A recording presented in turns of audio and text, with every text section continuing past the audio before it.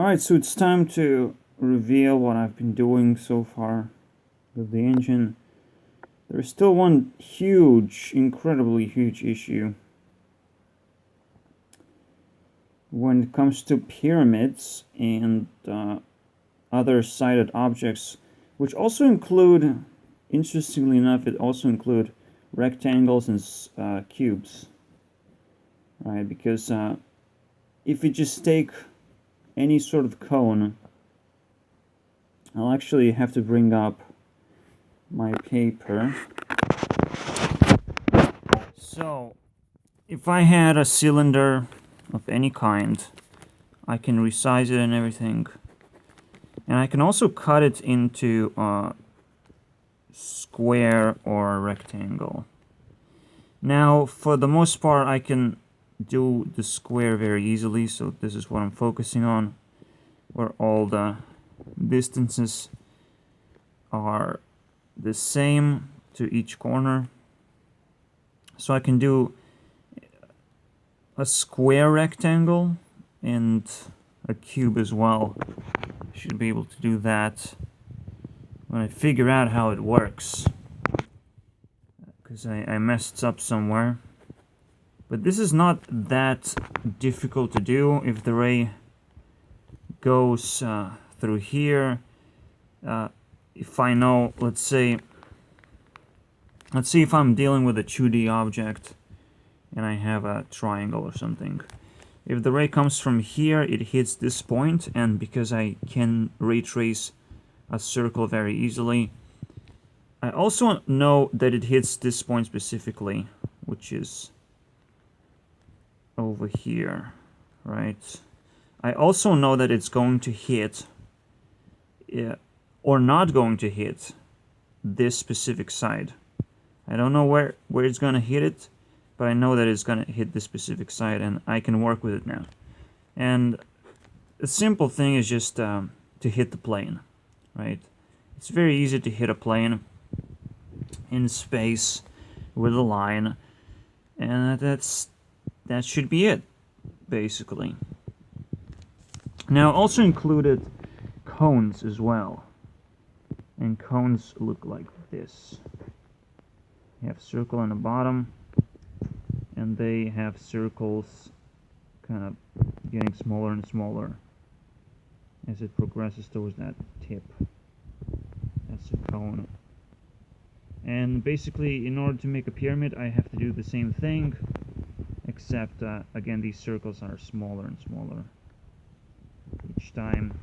So if I dissect one of those circles, I'm just going to see a smaller triangle and a bigger triangle. This wouldn't make a pyramid. The pyramid is obviously out of squares, but I can actually make an n amount of sides if I want to. It simply depends on the size of the angle, right, that I'm working on, as I've shown.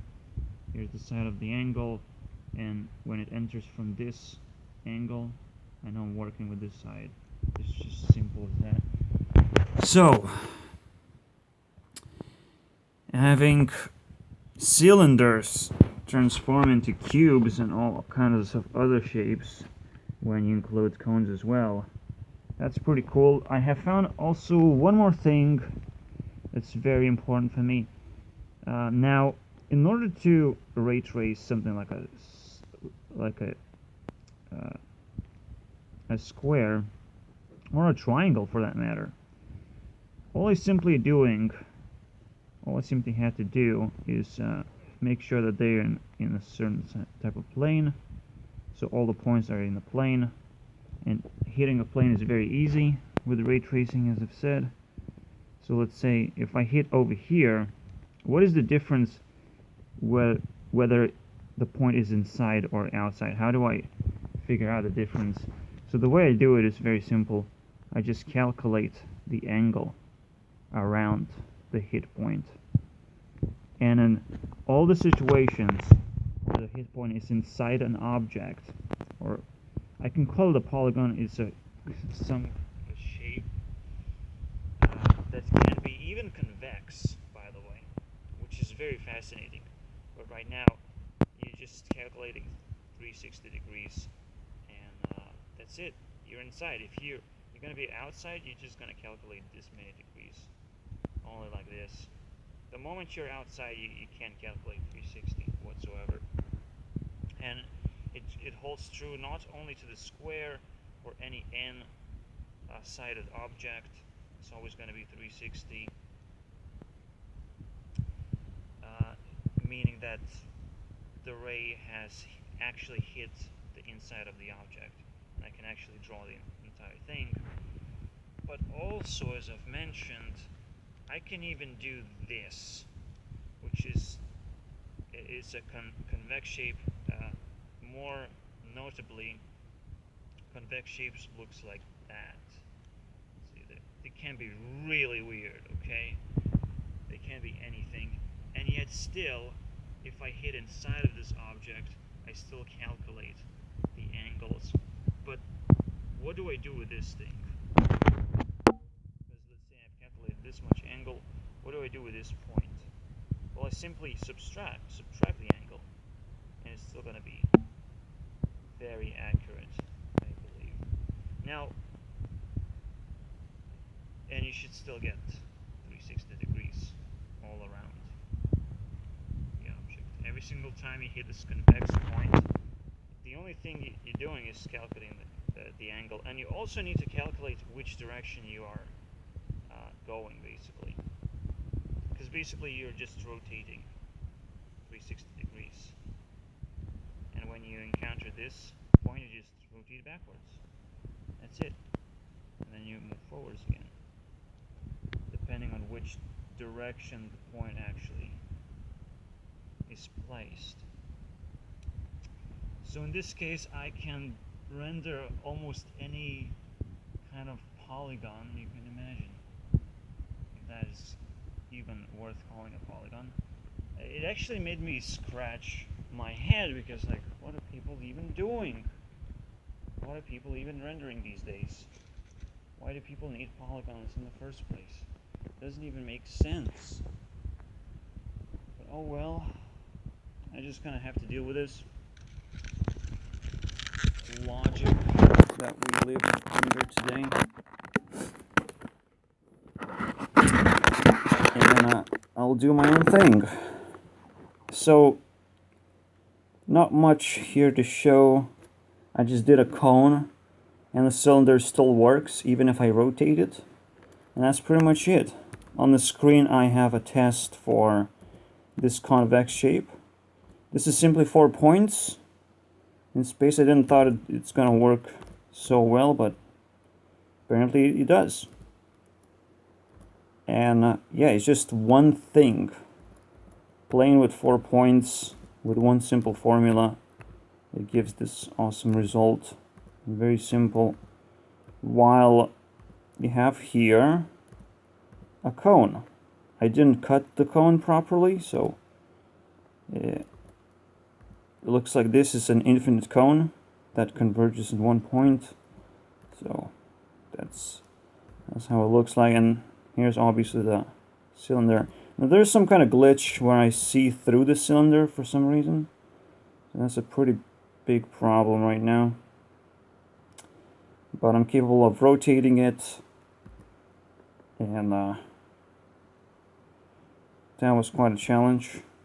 Now the red lines are indicating where would be the side point, because all of these shapes are supposed to have 4 sides.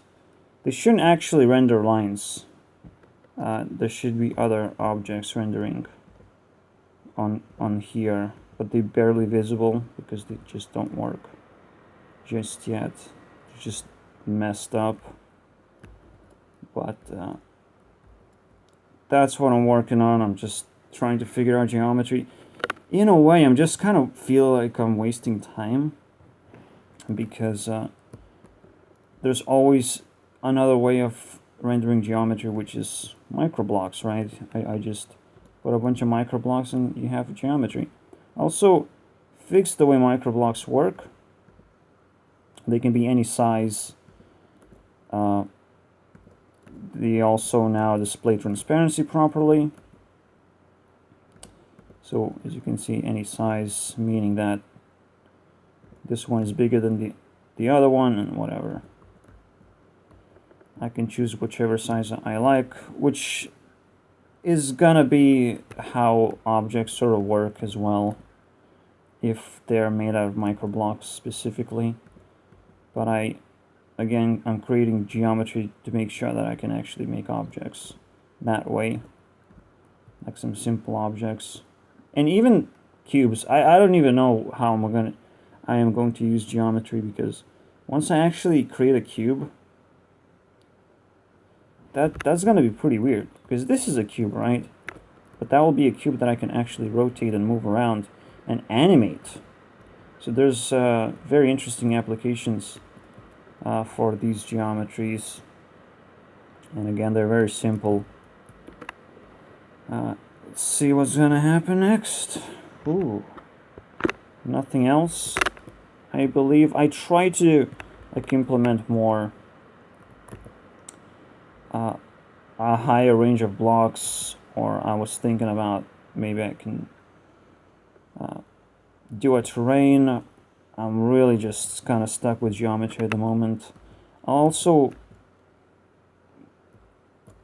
have a very important thing to work on, and I almost forgot to mention, which is anti-aliasing. Is the most notorious thing that breaks ray tracing. Every single time I move a camera, there's immense amount of flickering happening, and this is because that's how ray tracing works. And in a way, it doesn't work. Ray tracing just doesn't like to work, and creating anti-aliasing doesn't make sense. Meaning that in order to actually properly ray trace, I might just have to go back and render polygons again, but in a different sort of manner. This is why I invented this this whole system of rendering that little shape, as I've shown you. That little where is it? I guess I restarted. I want to render it properly so I can actually render every single block using this method, using this little shape method. So every single block is rendered that way. The reason why I need this is this way I can actually remove flickering, and I will also be able to adjust the resolution easily, because right now it's a really messy situation. Whenever you adjust resolution, everything starts lagging. I'm not sure what the performance is going to be when I render everything differently, but this is sort of the test that I'll need to make. It is going to be quite a mess, and it already is a mess. So yeah, that's the update. See you guys next time.